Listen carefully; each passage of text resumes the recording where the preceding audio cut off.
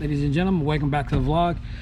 So we got this customer. We've already took some equipment out of his other car. He had an Audi QSR, QS7 or 8, whatever it is, the sport utility, like the Lamborghini. And he bought a Toyota 4Runner 2022.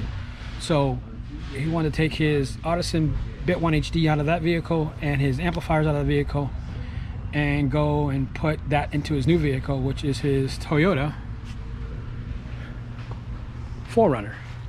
So we took it all apart. So one thing we wanted to do in this vehicle that, unlike the other vehicles, is the Audi is really quiet as it is, and he wanted us to, when we did the upgrade to this car, to deaden the entire car.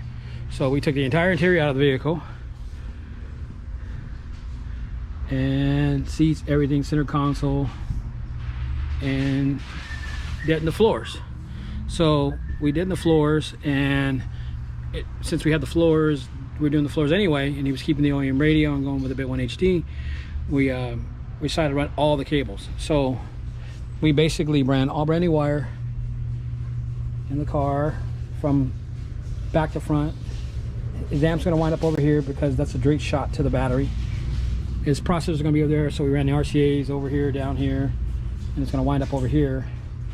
This particular radio had no amplifier, so it was just the AM FM CD player, or AM FM unit, and it was a USB. As you can see, we already mounted the DRC here, and literally it was just front and rear, left and right input. So what we need to do is we actually have to still did the doors, we still have to put new speakers in the doors and put the interior back in the system. And what's going to wind up in here is the we're going to do Millie Legends in the front. We're going to do Millie Pros in the rear doors, and we're also going to do Millie Pros here as well. We're going to also deaden up here, so this is going to be all deadened. And then we're going to put in this bad boy,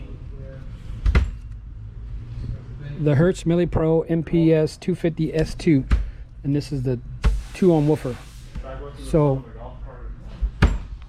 what I'll do is I'll give you an unboxing of this woofer and what we did to this car once we get to a point where the car's gonna go back together. So we're gonna put the interior back in it because we ran all the wires from front to back, and then once the interior is all back in the car, we'll start doing some videos of the door panels and all that good stuff. But taking the interior apart and putting it back in, it's not a big video for us, at least for me anyway.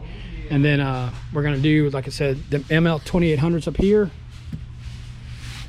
the Millie Legends in here, the 6.5 1600s. It's gonna be active. The Bit 1 HD is gonna wind up here. And we ran all the wires from front to back. We're also doing a custom box, which we've already got the custom box made. So stay tuned for the next video. We'll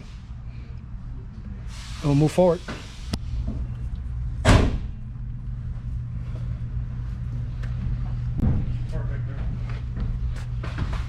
So we got the door all deadened. The rear panels are going in. The interior is going together. Amps are here underneath the seat, all cleaned up. We got to finish putting together that door panel, radios and dash back in.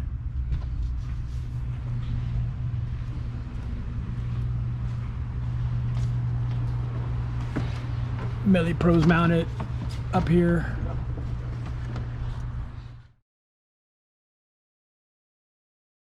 So we're doing this setup on this new install. In other words, took the Bit 1 HD out of the customer's old car, putting it in a new car. So now we have to configure the software to configure for this new install, which in this case is going to be front and rear, high level directly in. And I think this time we're going to try a graphic EQ versus the parametric before. So because what we're going to do in the setup is we're going to do tweeter active, mid bass active, rear doors have coaxials, and the rear back panels are going to have rear coaxials as well. So let's go through the setup and I'll show you how this works. So we got we're going to do IIRF firmware with graphic equalizer this time. We're going to go high level in. We're going to go full here, full here. We're going to go this right here and right here. I'm sorry, go full here, and we're gonna click this like that. So we got 1, 2, 3, 4 as far as input goes, and that's the way it's wired. Left front, left rear, right rear. And we're gonna take out the 7th channel here. We're gonna turn that off. So we only got 4 inputs. Left-hand drive for the car. We're gonna go next.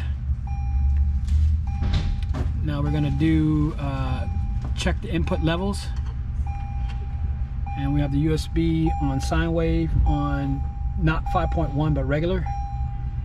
Start the track over. I have the audio at about 55 on this Toyota 4Runner. It's going to do its little thing. And the beeps are annoying, but I have the door open, so it is what it is. We still haven't configured the amps or anything like that. We're just resetting everything up on this new car.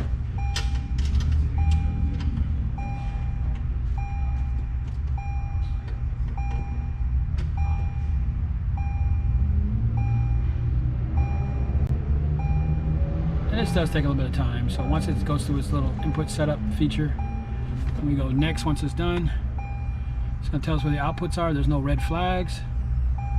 We're going to go next. Then we're going to have click clarity, where it says check input, master label, and next player. We hit next. Now switch USB to track 3. So we're going to go to track 3 here, which will be pulse. And then next.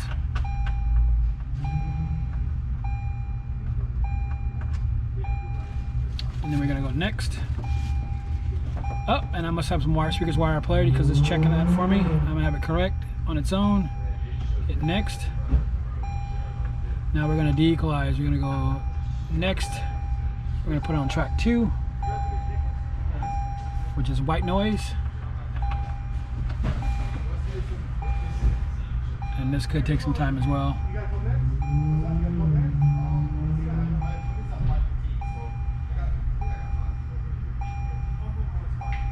So the beauty of the Bit 1 HD Virtuoso is it selects polarity for you, so you don't have to get it right. So if you make a mistake, which I thought I checked it, but I checked it at the doors, I didn't check it at the wire because I had the radio out. The Virtuoso is good at something like that, basically solving the problem before you create a problem. Now, in some cases the manufacturer does put things out of polarity, but when you're doing the input phasing and all that stuff, you want to have the polarity correct.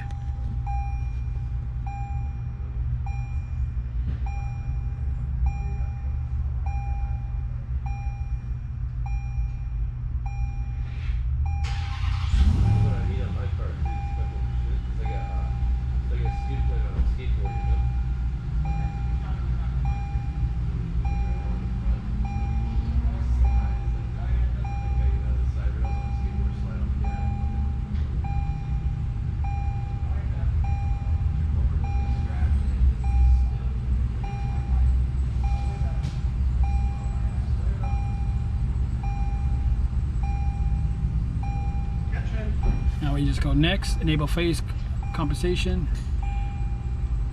It's going to automatically do its thing and correct whatever it's got to check and fix.